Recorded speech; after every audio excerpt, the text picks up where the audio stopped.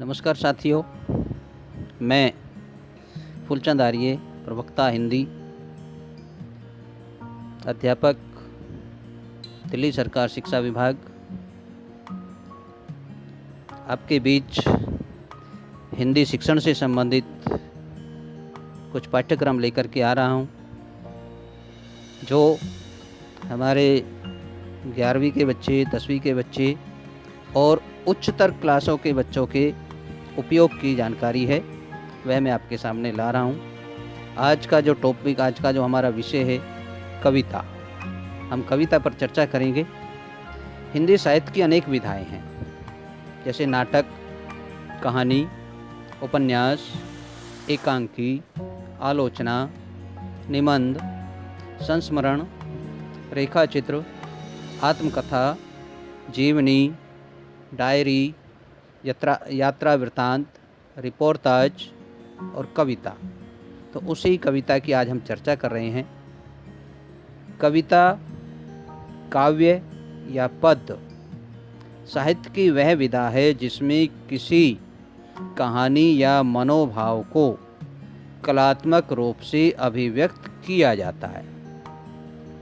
दूसरे, काव्य वह वाक्य रचना है जिससे चित्त किसी रस या मनोवेग से पूर्ण होता है। शाब्दिक अर्थ बताएं। कविता का शाब्दिक अर्थ है काव्यात्मक रचना या कवि की कृति जो छंदों से विधिवत बंधी होती है। तो ये है कविता की परिभाषा या कविता का अर्थ। काव्य या कविता के प्रकार: श्रव्य काव्य और दृश्य काव्य। मुख्य रूप से दो भागों में इसको बांटा है। बात करते हैं श्रव्य काव्य की। कानों से सुनकर जिसका रसास्वादन किया जाता है उसे श्रव्य काव्य कहते हैं। प्राचीन काल में आपने सुना होगा, जब छापे खाने का आविष्कार नहीं हुआ था, उससे पहले जो शिक्षा का आदान प्रदान होता था तो वो एक दूसरे से सुनकर ही होता था। या फौज पत्रों की बात आपने सुनी होगी, लेकिन एक दूसरे से सुनकर शिक्षा अधिक दी जाती थी। तो वहीं से ये श्रव्य काव्य चला है। श्रव्य काव्य दो प्रकार का होता है, प्रबंध काव्य और मुक्तक काव्य। प्रबंध काव्य में महाकाव्य, खंड काव्य और आख्यानक गीतियाँ आती हैं। अब इन्हीं की चर्चा करते हैं। पहले महाकाव्य। महाकाव्य श्रगबद्ध काव्य रचना है। इसमें कम से कम 8 श्रग होने चाहिए। श्रग यानी जिसको हम अध्याय कहते हैं ना, पाठ कहते हैं, तो वहाँ काव्य में, काव्य की भाषा में इसको श्रग कहते हैं। तो श्रगबद्ध काव्य रचना महाकाव्य कहलाती है। उसका नायक कोई देवता, राजा या अक्षत्रिय होना चाहिए। उसमें श्रृंगार, वीर या शांत रस में से कोई एक प्रधान रस होना चाहिए। दूसरी बात करते हैं हम खंड काव्य की। खंड काव्य को महाकाव्य का एक हिस्सा या अंग कहा जा सकता है। यह महाकाव्य के नायक के जीवन पर आधारित किसी एक भाग पर लिखा गया काव्य होता है। तीसरा इसमें आता था आख्यानक गीतियाँ। महाकाव्य और खंड काव्य से भिन्न पदबद्ध कहानी का नाम आख्यानक गीति है। इसमें वीरता, साहस, पराक्रम, बलिदान, प्रेम और करुणा आदि से संबंधित प्रेरक घटनाएं होती हैं। इसकी भाषा सरल, स्पष्ट और रोचक होती है। जैसे आपने पढ़ी होगी झांसी की रानी, रंग में भंग, विकट भद्द, ये इस तरह की आख्यानक गीतियों से संबंधित रचनाओं के उदाहरण हैं। अब बात करते हैं मुक्तक काव्य। मुक्तक काव्य वह काव्य है जिसमें प्रत्येक पद स्वतंत्र होता है। यह महाकाव्य और खंड काव्य से भिन्न होता है। इसमें एक अनुभूति, एक भाव या कल्पना का चित्रण किया जाता है। जैसे कबीर, बिहारी, रहीम के दोहे, सूरदास तथा मीराबाई के पद ये मुक्तक काव्य के उदाहरण हैं। मुक्तक काव्य में पाठ्य पुस्तक, पाठ्य मुक्तक और गेय मुक्तक काव्य आते हैं। पाठ्य मुक्तक क्या होता है? पाठ्य मुक्तक काव्य वह काव्य है जो पढ़ा जाता है, इसमें लय ताल का अभाव होता है। गेय मुक्तक काव्य या गीति काव्य कवित्व के साथ साथ संगीतात्मकता की प्रधानता होती है इसमें, इसलिए इसे गीति काव्य भी कहते हैं। इसमें लय, ताल और प्रभाव पाया जाता है। कालिदास द्वारा रचित मेघदूत गीति काव्य का सर्वोत्कृष्ट उदाहरण माना जाता है।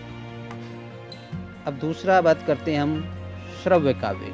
श्रव्य काव्य तो पहले था, अब दूसरा है दृश्य काव्य। जो अभिनय के माध्यम से देखा और सुना जाता है उसे हम दृश्य काव्य कहते हैं। रंगमंच पर या थिएटर में जिसका हम अभिनय देखते हैं अभिनय के माध्यम से, वो होता है दृश्य काव्य, जैसे नाटक, एकांकी।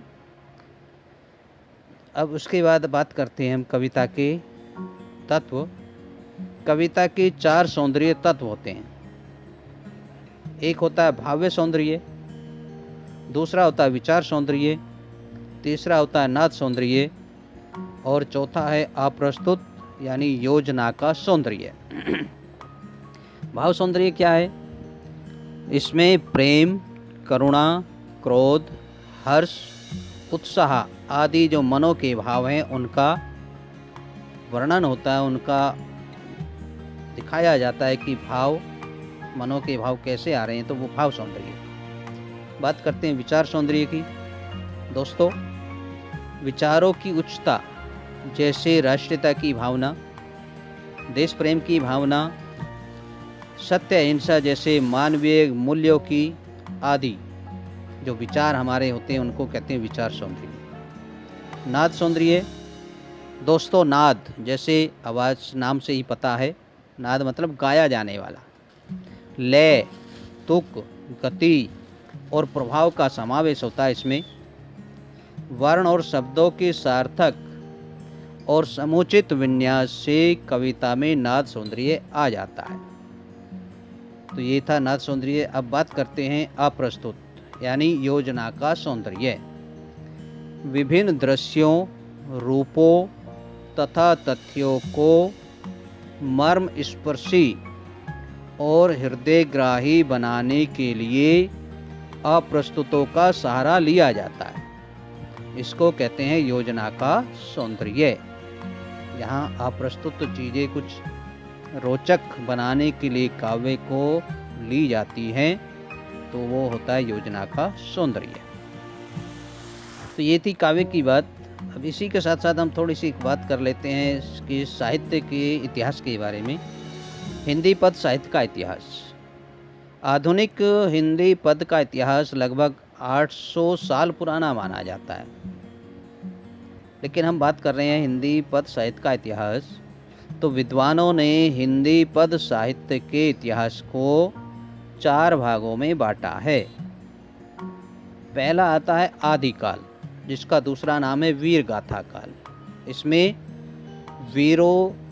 वीरोचित रचनाएं अधिक थी, इसलिए इसका नाम वीर गाथा काल है। इस समय के कवि जो होते थे राजा के दरबार में हुआ करते थे। राजा, सामंत या अपने आश्रयदाताओं की वीरता की बखान वो करते थे, इसलिए इसका नाम वीर गाथा काल है। इसका समय है 800 विक्रमी संवत से 1400 विक्रमी संवत तक। दूसरा आता है पूर्व मध्यकाल, इसका नाम भक्ति काल भी है। भक्ति काल अर्थात इस समय के कवियों ने कुछ ऐसी रचनाएं करना शुरू कर दिया था जो मानव जीवन के उत्थान के लिए, मानव जीवन को ऊंचा उठाने के लिए आवश्यक थी। भक्ति से जोड़ करके कविता को लिखा जाने लगा।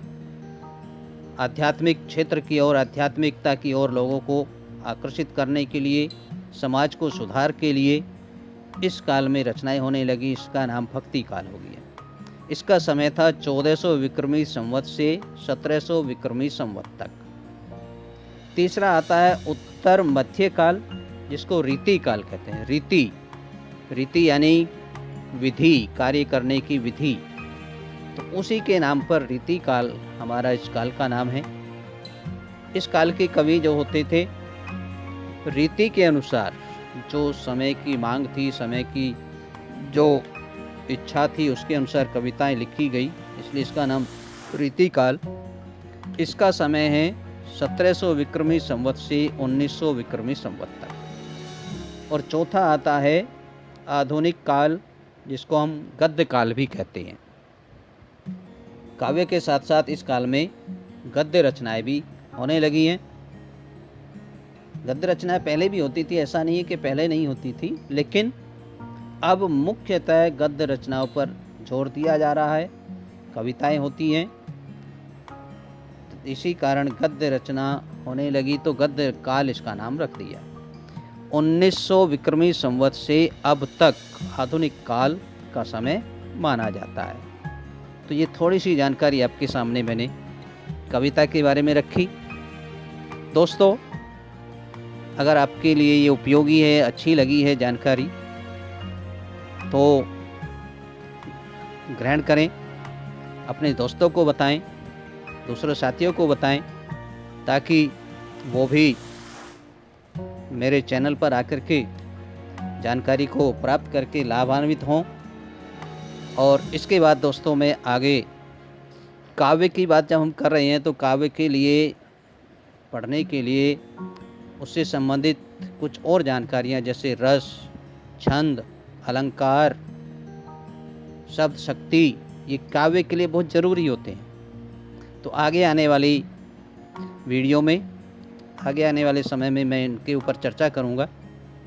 तो यदि आप इन सब की जानकारी प्राप्त करना चाहते हैं, तो मेरे चैनल को सब्सक्राइब करें, दोस्तों को बताएं और आगे आने वाली वीडियो को देखें।